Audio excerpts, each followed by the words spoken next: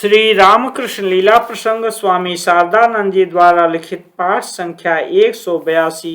गुरु भाव से मथुरानाथ पर कृपा। सांसारिक संकट में फंसकर मथुर बाबू का श्री रामकृष्ण देव के शरणागत होना।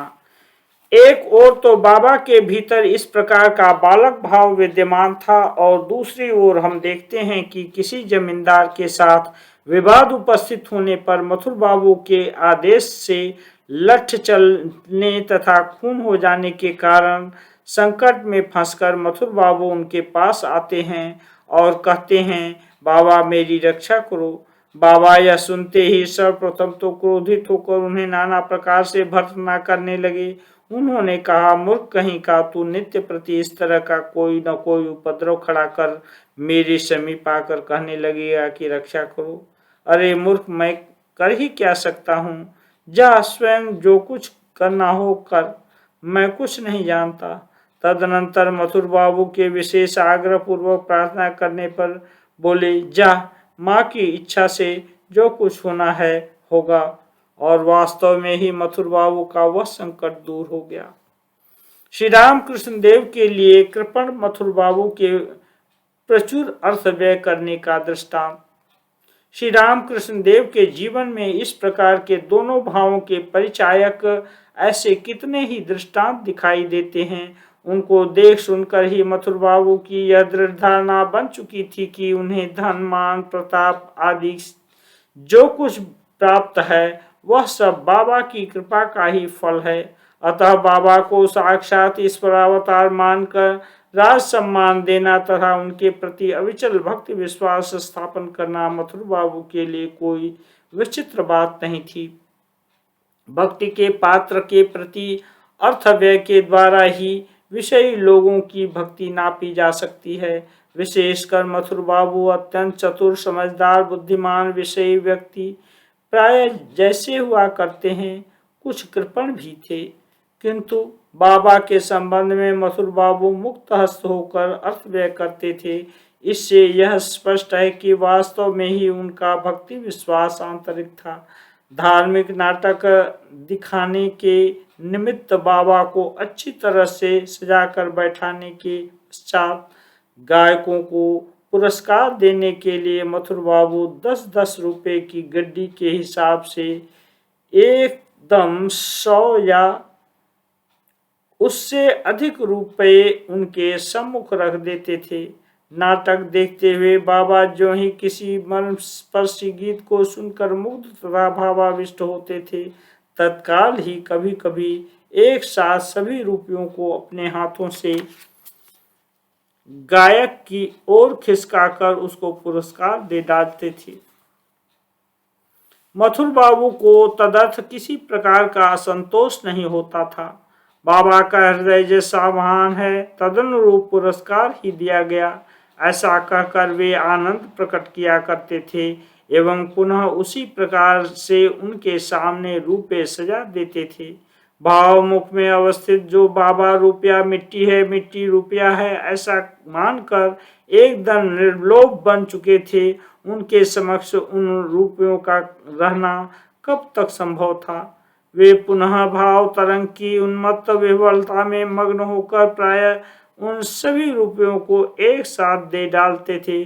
तदनंतर यह देखकर कि अपने समीप रुपये नहीं बचे हैं, वे अपने दुसाले तथा फन्ने के बहुमूल्य वस्त्र तक प्रदान कर केवल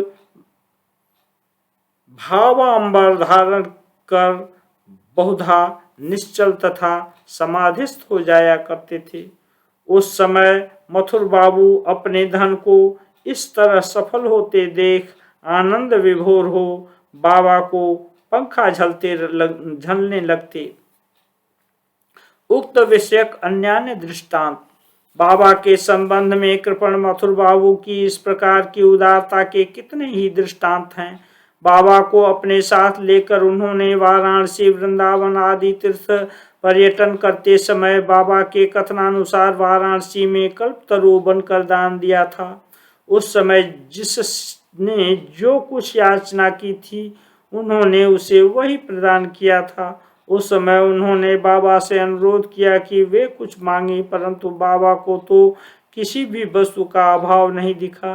तब उन्होंने कहा, मुझे एक कमंडलू ला दो। बाबा के त्याग को देखकर मथुर बाबू की आंखों में आंसू भर आए।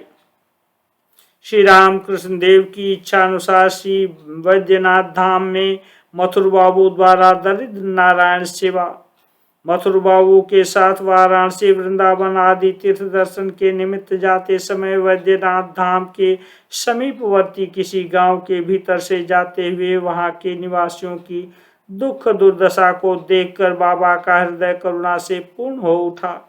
उन्होंने मथुर बाबू से कहा, तुम तो माँ के दीवान हो, इन सब को सिर में लगाने के लिए तेल तथा प्रत्येक को एक एक वस्त्र दो और पेट भरकर इन्हें एक दिन भोजन करा दो। यह सुनकर मथुर बाबू सर्वप्रथम कुछ हिचकिचाने लगे। उन्होंने कहा, बाबा, तीर्थों में बहुत खर्च उठाना पड़ेगा, इन लोगों की संख्या भी अधिक है, इन लोगों के भोजनात की व्यवस्था करने पर आगे के लिए रुपयों में कमी पड़ सकती है। ऐसी स्थिति में क्या करना चाहिए या आप भी बतलाएं। किंतु उनकी बात कौन सुनने लगा।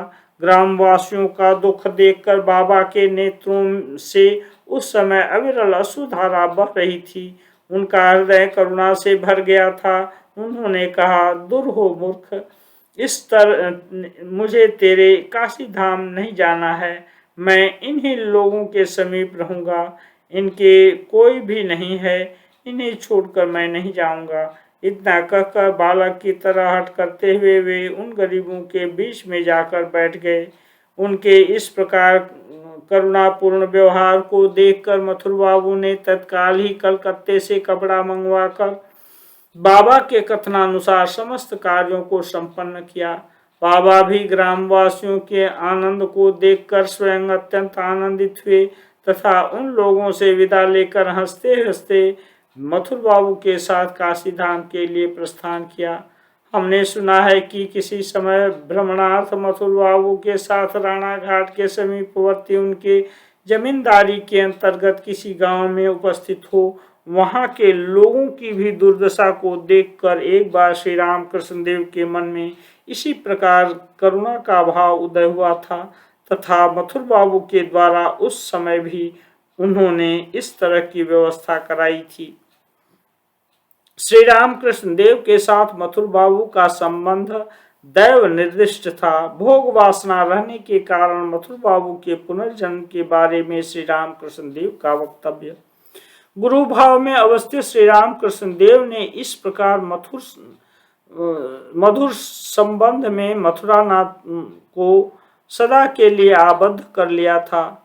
साधन काल में किसी समय श्री रामकृष्ण देव के हृदय में सहसा एक अद्भुत भाव का उदय हुआ था और उस समय उन्होंने श्री जगदम्बा से यह प्रार्थना की थी, माँ, मुझे एक शुष्क साधु न बनाना, रस में रखना, आनंद में रखना। मथुर बाबू के साथ उनका इस प्रकार का अदृष्ट पूर्व संबंध उसी का परिणाम था, क्योंकि उसी प्रार्थना के फलस्वरूप ही श्री जगन्माता ने श्री रामकृष्ण देव को यह दिखा दिया था कि उनकी देह रक्षा प्रयोजन सिद्धि के निमित्त ही 4 रसददार उनके साथ भेजे गए हैं एवं मथुर बाबू ही उनमें से प्रथम तथा सर्वाग्रगण्य हैं। दैव निर्दिष्ट संबंध के बिना इतने दिन तक उस संबंध को अक्षुण्ण बनाए रखना क्या कभी संभव हो सकता है? हाँ पृथ्वी, ऐसे विशुद्ध मधुर संबंध अब तक तुमने कितने प्रत्यक्ष किए हैं, और हे भोगवासने, पता नहीं कैसे वज्र संबंध में तुमने मानव मन को बांध रखा है। इस प्रकार शुद्ध बुद्ध मुक्त स्वभाव निर्हेतु प्रेम की घनीभूति मूर्ति ऐसे अद्भुत श्री रामकृष्ण देव को देखकर तथा उनके साथ संबंध स्थापित करने के पश्चात अभी तक हमारा मन तुम्हें छोड़ना नहीं चाहता।